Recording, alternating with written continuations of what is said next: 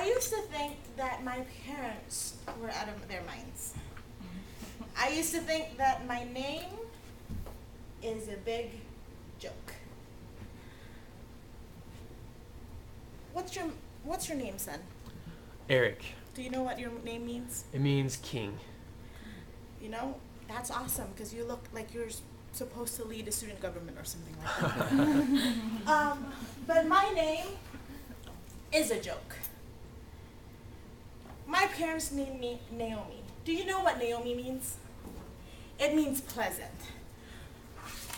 My name means pleasant. I think that's a big joke. Why? Because I think they got it all wrong. It's a mistake. They're supposed to name me something else. They're supposed to name me Mara. I should be called Bitter. I'm sorry for ranting. You don't know the background. So I'll tell you the story from the beginning. My name is Naomi, and I live in this little town. It's a very cute, very nice town. It's called Bethlehem. And I lived with my parents, my family's there, my friends are there. It's good. And then when I was of age, my parents gave me to be married to this name. His name's Elimelech. And we had a good life. I was happy. And the Lord blessed us with 2 sons, Mahlon and Kilian. And they're just the best. They are very hyperactive, which is a pain for me because I would have to run around and chase them everywhere. But they're just complete joys. I love them. Although they would get into trouble and people would have to talk to me and say, please, just discipline your sons. But I love them. They're great. My life was perfect. But it didn't stay perfect for long. This one day, when my sons were teenagers, there was a famine in the land.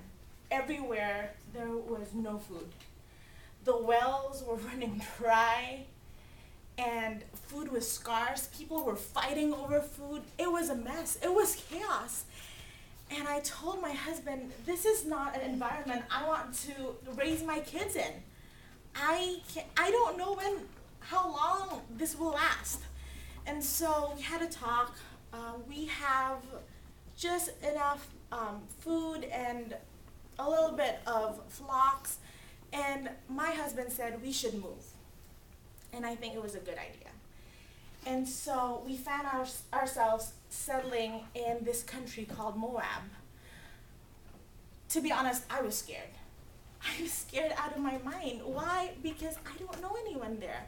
And not only that, I was taught from childhood that I shouldn't mingle with people that are not part of Israel, people that are not called by God. But here we are living in a land full of strangers, full of people that worship other gods.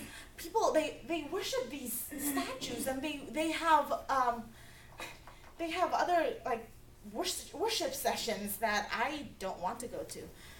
And my husband, the dear man, he calms me down and he said, you know, Naomi, it's going to be okay.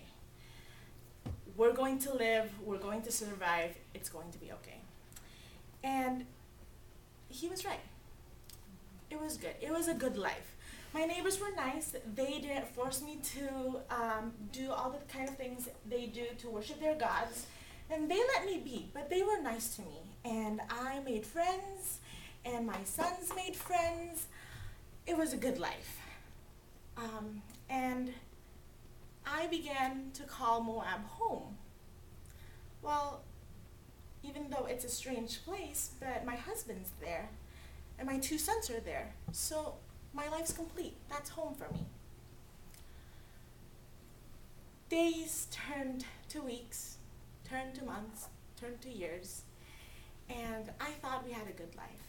But then disaster struck. My husband fell ill, and we thought it was just fatigue. He was probably just tired from working and things like that, but he never got better. He never got better. He just got worse and worse, and one day he just died. My life after that was a blur. I didn't know what to do. It was just hard. I felt like I didn't have meaning in my life. And my two sons, bless their hearts, they were trying to make sure I be happy again. They were trying to make me smile again and laugh again. So they thought, well, if we get married and we have kids, then mom could play with the grandkids and she'll be able to be happy again. She'll be able to laugh again. They were right. They got married to two beautiful Moabite women. Mahlon got married to Orpah, and Kilian got married to Ruth. It was good. There were 2 weddings. I was so busy, I didn't have time to be sad. All of the things you have to plan for weddings. And of course, being boys, my sons don't really care. They're just like, oh, we're getting married. So it was good. And now I have 2 beautiful young women living with me. They're so helpful and they're so nice. I think I was starting to be happy again. But then another disaster struck. Kilian got sick, and like his dad, he never got better. He died. Poor Ruth, she was so heartbroken. And to think of it, she's still young. To be a widow at such a young age, that's just heartbreaking. And then, I don't know why, but Mahlon sort of followed. He fell sick, and he fought the sickness for like a week, but he died. And there I was, no husband, no sons, and living in a foreign country. Can you imagine? Can you imagine? There I was, a widow, and I'm living in a house with 2 other widows. And you think people are nice to widows? No, they're not nice to widows. Why? Because we don't have men to protect us. We don't have men to work for us. We don't have sons to continue the line. And we don't have sons to provide for us. We have nothing. And I was just empty. Yes, that's the word, empty. There's nothing more I can do. I can't do anything to help myself. And also, I'm living in a foreign country. Okay, they're nice to me. Yes, I have neighbors. They help me out. But that's not home. It was home when my husband was there. It was home when my sons were there. But now, I'm alone. And it's a foreign country.